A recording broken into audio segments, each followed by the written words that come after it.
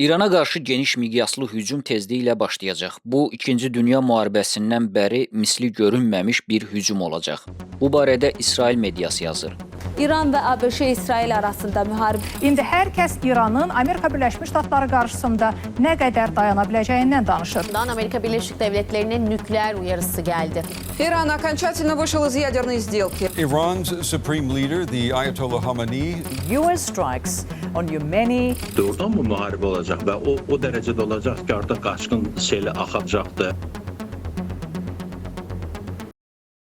Yaxın Şərqdə gərginlik yenidən artıb. Pentagon açıqlama verib ki, bölgəyə əlavə hərbçilər və bombardımançı təyyarələr göndərəcək.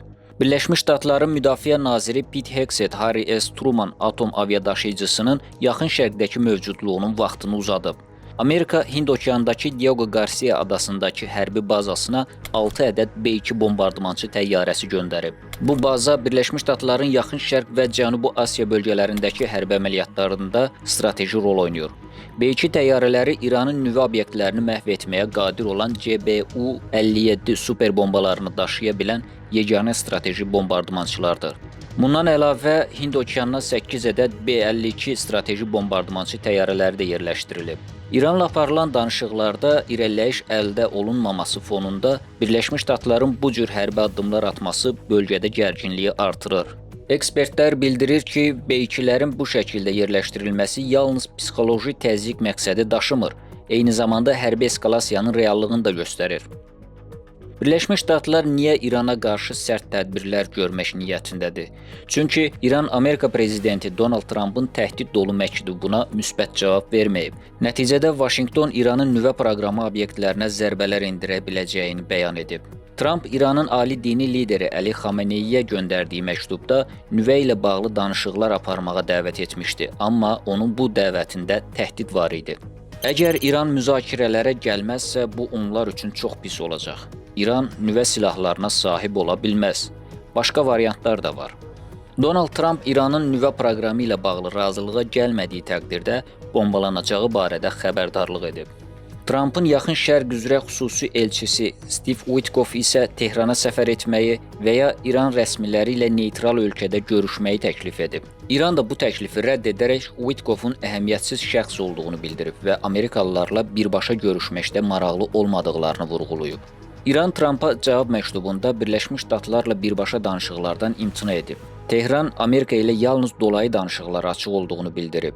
Xameneinin baş müşaviri Əli Laricani deyib ki, İran rəhbərliyi Birləşmiş Ştatların hərbi əməliyyata başlamasını az ehtimal edir. Amma İran buna tam hazırdır. Birləşmiş Ştatların hərbi müdaxiləsini məntiqsiz hesab edirik və bunun üçün heç bir fayda verməyəcəyini düşünürük.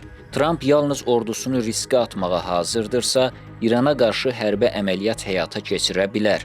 Birləşmiş Ştatların nüvə proqramımızla bağlı atacağı hər hansı səhv addım ictimai təzyiq altında bizi nüvə silahı hazırlamağa məcbur edə bilər.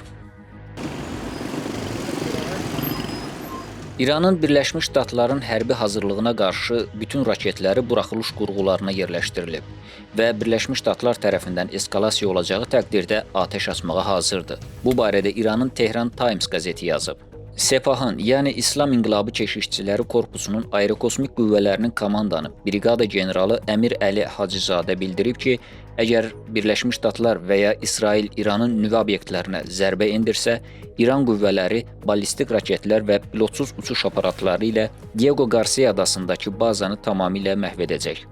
Həmin bazada Birləşmiş Ştatların hərbi hava və hərbi dəniz qüvvələrinin strateji silahları ilə yanaşı 4000 əsgər də yerləşdirilib. Hacızadənin sözlərinə görə İrana hücum olarsa, hər bir Amerikalı əsgər fərdi hədəfə çevriləcək və İslam Respublikası öz silahları ilə İran yaxınlığındakı ən azı 10 Amerika hərbi bazasına və 50 mindən çox hərbi qulluqçuya zərbə endirə bilər.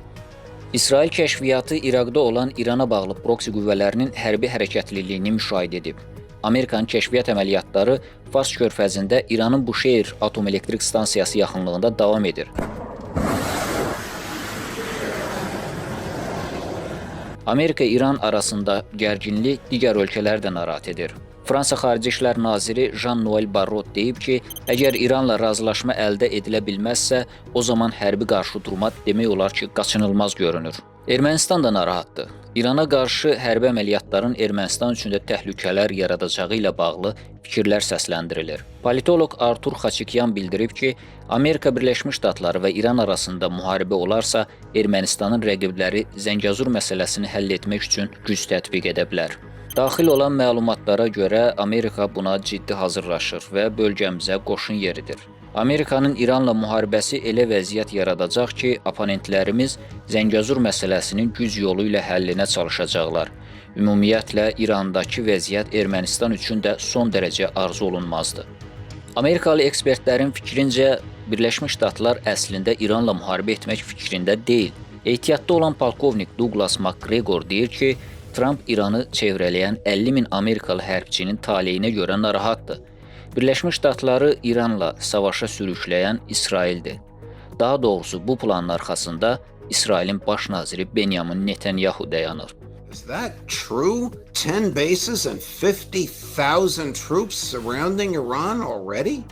Well, right now it's over 50,000, and I think you have to include the naval forces at sea, as well as the air forces and army ground elements in the region. We can expect at least 27,000 ground troops that are in places like Jordan, Syria, Iraq.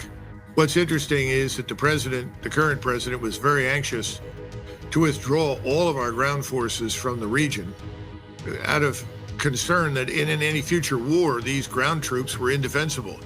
They were spread about in these small forward operating bases, most of which could not be protected from incoming intermediate range, medium range, short range missiles. I think the president is genuinely concerned about the safety and welfare of American soldiers on the ground and American airmen on the ground. No doubt in my mind, and that may be why even now there are talks going on behind the scenes between the government in Tehran and Washington. Now, I don't know the content of those talks, but as you and I have frequently mentioned, the president is not someone who wants to go to war. He really would like to negotiate another agreement. We'll see if it can be done. The wild card remains Mr. Netanyahu. What will he do? What will he tolerate? What will he reject?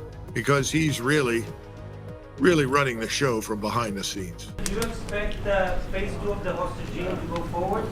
Netanyahu fevral ayında Amerikaya səfər etmişdi. Trump prezident seçiləndən sonra onunla görüşən ilk əcnəbi lider Netanyahu olmuşdu. Yaxın günlərdə Netanyahunun Amerikaya növbəti səfəri planlaşdırılıb. Bu görüşdən sonra yaxın şərqdə proseslərin daha da sürətlənəcəyi ehtimal edilir.